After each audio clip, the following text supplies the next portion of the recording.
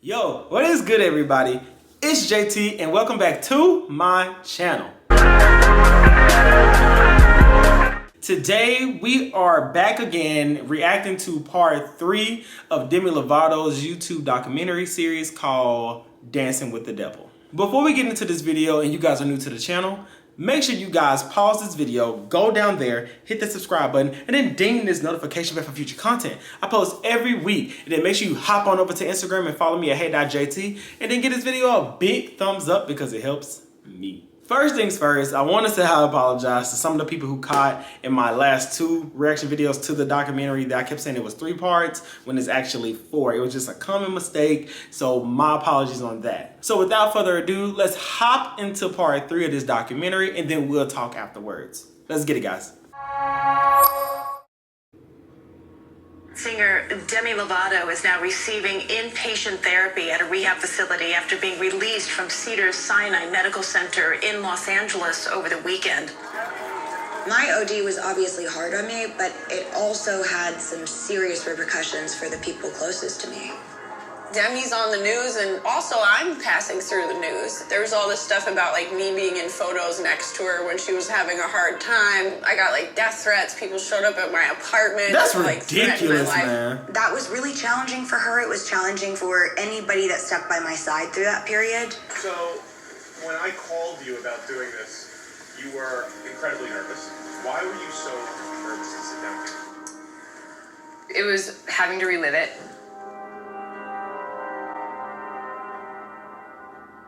That's so sad. Like, you cannot keep blaming people Having all the to time go when you back don't in know my the whole phone and, story. look at the screenshots from her fans just telling me to die and kill myself. That's and ridiculous. I would say like maybe 4,000 or 5,000 a day. My fans are amazing. They're very passionate, but they're a little out of line sometimes because they want what's best for me, but don't always have all the information. And I remember one night my mother sat me down and screamed at me and she said, I cannot watch my little girl take the fall for someone that did something like this. And I just remember looking at her just like, it's gonna be fine. And then it wasn't. I lost all my teaching jobs. No one wanted to bring their kid to a apparent heroin dealer teacher. I lost any artist that I was working with. They didn't want to deal with the drama. I would go to studios. I would have like TMZ following me to the studio. I had to rethink my whole future. All because of someone else's decision. And that was terrifying. During the 2018 tour, she was in a very bad These are stressful days where you went to bed at night with your phone ringer on loud. And we need to bring in good people in around her to help her, irrespective of the cost. And this is where years of putting aside money and being responsible with her money really paid off. The first time I met her, we were sitting in a room and she was saying that she didn't want to be there. And I said, how old are you? And she told me how old she was and said, who's paying for you to be here right now? And she just looked around. She's like, I am. I'm like, well, then you don't have to be here. Like, you can go. So I think initially it was difficult for her. She knew that's what she needed. As time has gone on, I think that has been one of the most important things of, okay, what are the choices that I want to make? I got reached out to by her business manager after I know Scooter. overdose. He told me she was the only person she wanted to meet with was us. And I wanted to make sure that, with everything she'd gone through, I honored that. But I had every intention of telling her no. I felt overwhelmed at the time. We had a plan for not only how we were going to say no, but who we were going to recommend. And when she started talking and pouring out her heart and soul, we realized that absolutely we need to manage her. I wish I could say the last night that I ever touched heroin was the night of my overdose, but it wasn't. She called and said, hey, I've relapsed and I need help. It was the same guy, I think, and Syra and I were not thrilled about that. Her decision to meet with that, do it again. When people are in the throes of addiction, nothing shocks me. I had just done a week-long intensive trauma retreat. The night that I came back from that retreat, I called him. I wanted to rewrite his choice of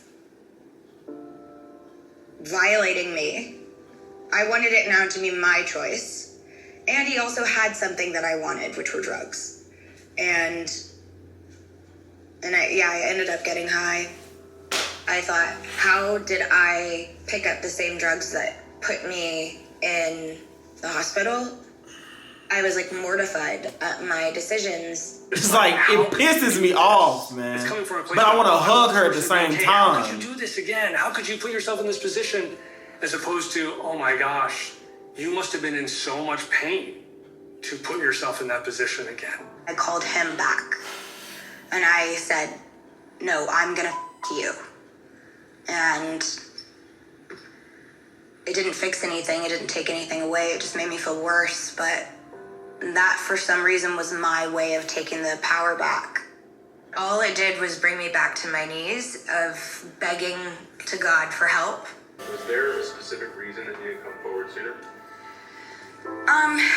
Honestly, ever since I watched Rihanna and her pictures get leaked after the Chris Brown incident, I was very uncomfortable with even more of my story playing out in the press. And then also people maybe not believing me. You know, it's easy from the outside to say how that got dark really quick. That got dark. Right? Having grown up and started. Oh, Sonny with a chance. She wasn't able to develop that sense of agency. Camp Rock. You know, the more that people tried to control her behavior, the more it's like, well, where do I have a sense of control? Where can I make choices? But when I was a teenager, I was in a very similar situation. I lost my virginity in a rape. I called that person back a month later and tried to make it right by being in control. And all it did was just make me feel worse. So you filmed the first Camp Rock 2 years ago? Yes. Right? We were hooking up, but I said, hey, this is not going any further. I'm a virgin and I don't want to lose it this way. And that didn't matter to them. They did it anyways. And I internalized it and I told myself it was my fault because I still went in the room with him. I still hooked up with him. Here was the thing. I was a part of that Disney crowd that publicly said they were waiting till marriage. I didn't have the romantic, first time with anybody. That was not it for me. And that sucked. And then I had to see this person all the time.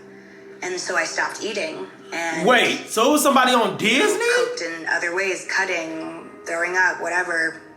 And my bulimia got so bad that I started throwing up blood for the first time. Oh, God. You're 16. Where does your inspiration come from? Believe it or not, being 16, I've been through a lot, so... Come on, how much heartbreak can you have at 16? You know, little did you know. are typically more oppressed than men, especially at 15 years old, and especially as a little child star role model, who's supposed to be perfect, who had a promise ring. So what, I'm supposed to come out to the public after saying I have a promise ring? 6 months later, I'm supposed to say, well, actually, I had sex, even though it was rape. Some people are going to see it that way, or at least the Christian Southern girl inside of me didn't see it that way because sex was not normalized as a child or in the South. And you know what? I'm just going to say it. My Me Too story is me telling somebody that someone did this to me and they never got in trouble for it. They never got taken out of the movie they were in. But I've just kept it quiet because I've always had something to say, and it's I don't know, I'm tired of opening my mouth, so there's the tea. I have just always had that mentality of, if there's a problem, let's find a solution. Me too. Even if I was not related to Demi, she would be one of my biggest role models. I remember we took this walk around the hospital floor. She was in her hospital gown and she had IVs and stuff on her hands, but I didn't see a hospital gown. I saw a robe. Damn, this girl's going for the belt. Watching her perform anyone at the Grammys after dying, I was like, go off, bitch. This is such a big moment for all of us. It is. She performed, but to go from a hospital bed to that total rebuild, not something that people often get the opportunity to do. Facts. I feel like sometimes because of what happens in her personal life, we forget that she is legitimately the most incredible singer. Oh, she'll sing you onto something She's now. given her voice a rest for the last 2 years. Her voice is just A new level. nobody's listening. You were gonna do the national anthem. Oh yeah, bro, I forgot she ate the Super Bowl national anthem up. Because there was a point where I didn't know if I would ever see that ever again.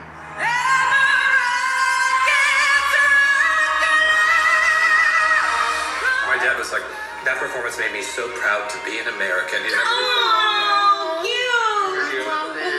It was just like Grammys, like, bam, one of the best performances of the Grammys of all time. Literally. She's crying at the beginning, she's got to start over, standing ovation, we're losing our minds. No, she's not done yet. National anthem, one of the best ever, losing her mind. Demi came back! New single, album's coming out. And And then it was all downhill from there.